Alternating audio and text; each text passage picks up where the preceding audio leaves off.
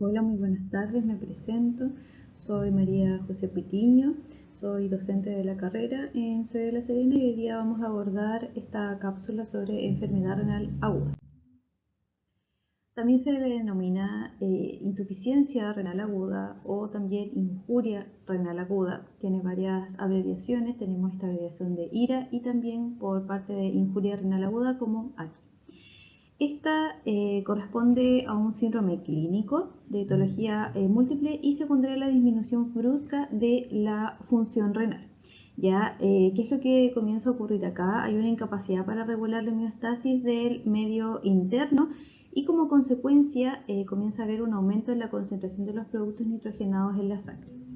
Es importante recalcar que esta insuficiencia ocurre de manera repentina y tiene una alta tasa de mortalidad desde un 40 a un 60%.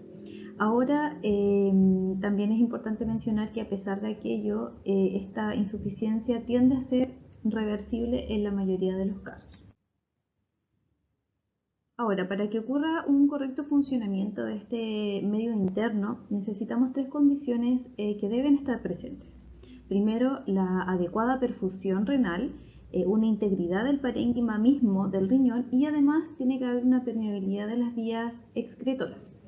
Es por esto que nosotros clasificamos la insuficiencia renal aguda en tres tipos y cada uno va a afectar distintas partes de este funcionamiento. Por un lado tenemos la prerrenal o también se denomina funcional, en donde vemos afectada la perfusión. Tenemos la renal, que también tiene diversos nombres, en donde efectivamente está afectado la integridad misma del parénquima renal. Y por último tenemos la postrenal, que también se le denomina obstructiva, y aquí hay una obstrucción en las vías excretoras. Entonces, como primera clasificación tenemos la ira prerrenal, que también se le denomina funcional.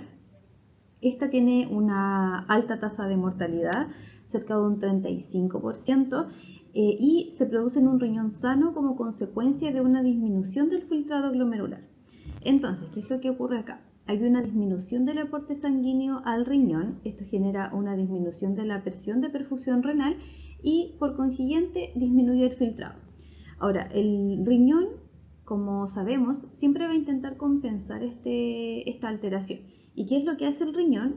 El riñón genera una relajación de la arteriola aferente, una constricción de la arteriola eferente y con esto también un aumento de la síntesis intrarrenal de vasodilatadores. Ahora, ¿qué es lo que ocurre específicamente en esta insuficiencia? Que estos mecanismos no son capaces de compensar, ¿ya? De hecho, estos mecanismos se consideran insuficientes si, por ejemplo, la presión sistólica está menor a 80 o, por ejemplo, tenemos a un paciente con patologías renales previas o, por ejemplo, tenemos un paciente con antecedentes de insuficiencia cardíaca.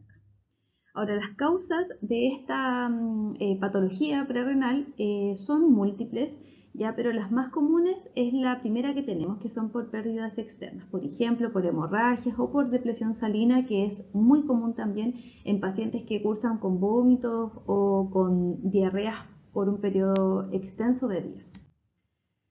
Como segunda tenemos la ira renal, que también se le denomina la parenquimatosa. Acá ocurre una lesión en cualquiera de las estructuras renales, pudiendo generar entonces esta insuficiencia y puede ocurrir por diversas causas en realidad, que son las que yo les menciono acá. Tenemos por un lado que es la necrosis tubular aguda y esta es la más común de todas y acá es lo que está muy relacionado también con la primera, con la prerrenal, y lo que ocurre acá hay una hipoperfusión renal, pero esta hipoperfusión renal se extiende por más tiempo, o sea, es prolongada.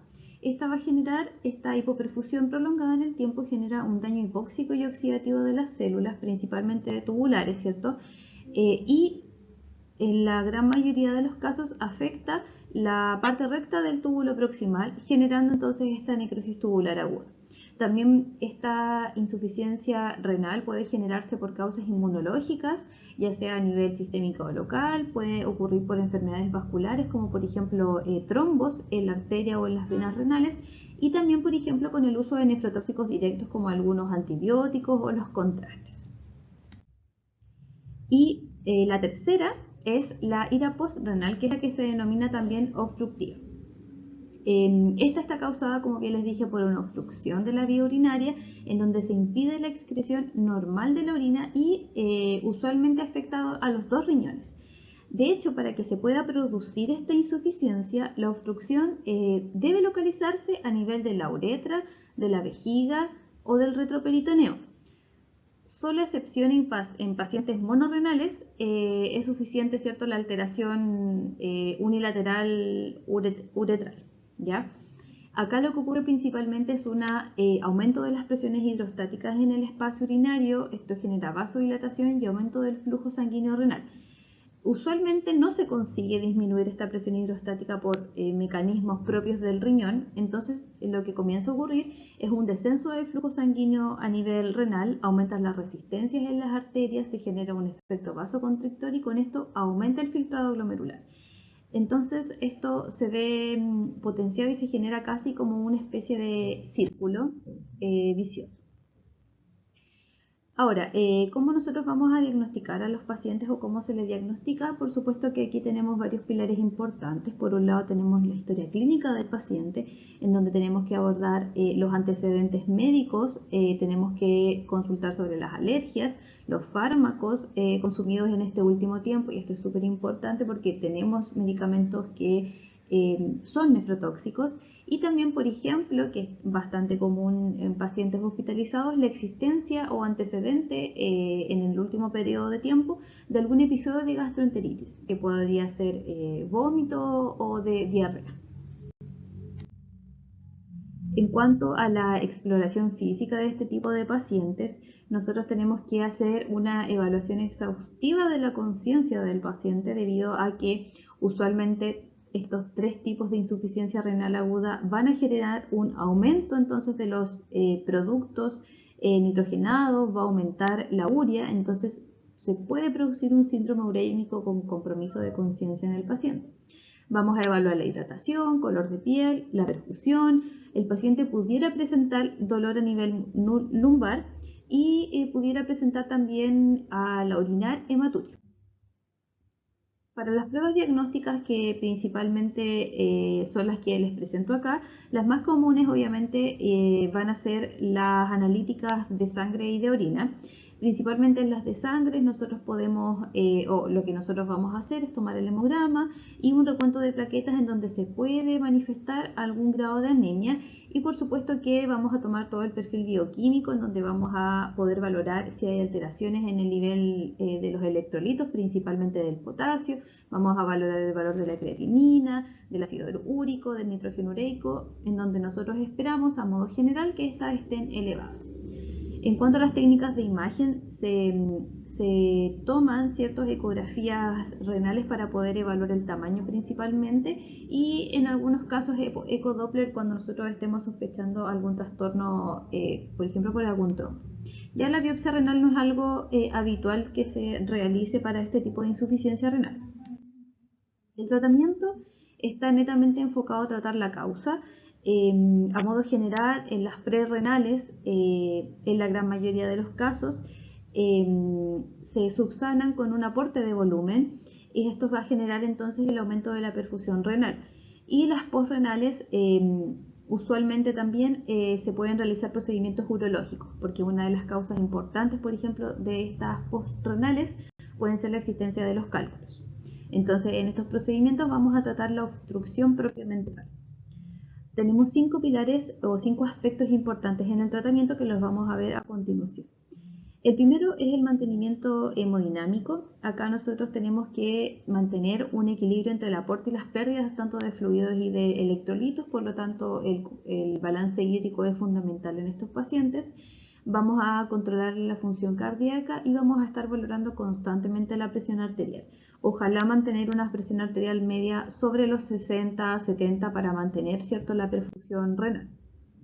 En cuanto al control de los trastornos hidroelectrolíticos y también de la acidosis que puede generar, por un lado vamos a evitar la sobrecarga de volumen, entonces al paciente vamos a tener una restricción de la sal.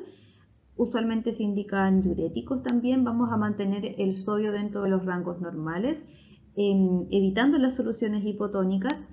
vamos a mantener un equilibrio ácido-base y esto usualmente se trata con la administración de bicarbonato de sodio, ojalá para tener un pH sobre el 7.2, no bajar de esto.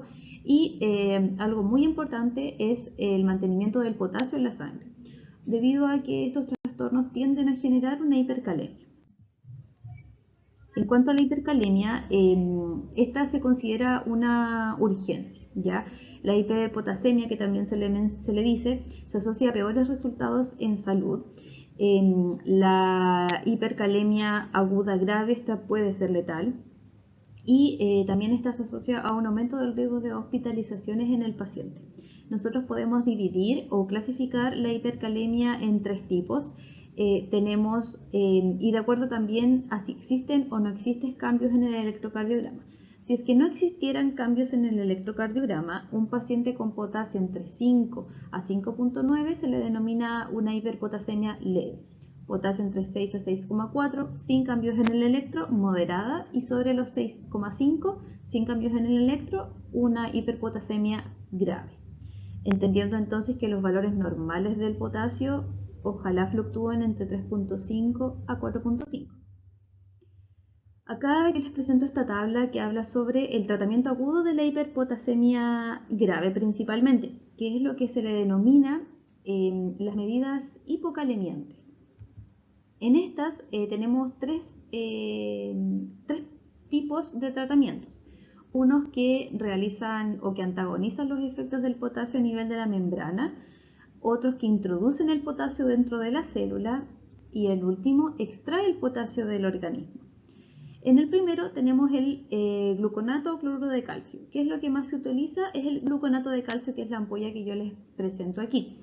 El comienzo, eso sí, de este medicamento es a los pocos minutos, pero este medicamento dura solamente entre 30 a 60, lo que obliga que en concomitancia en la administración del gluconato de calcio usualmente se usen otras estrategias.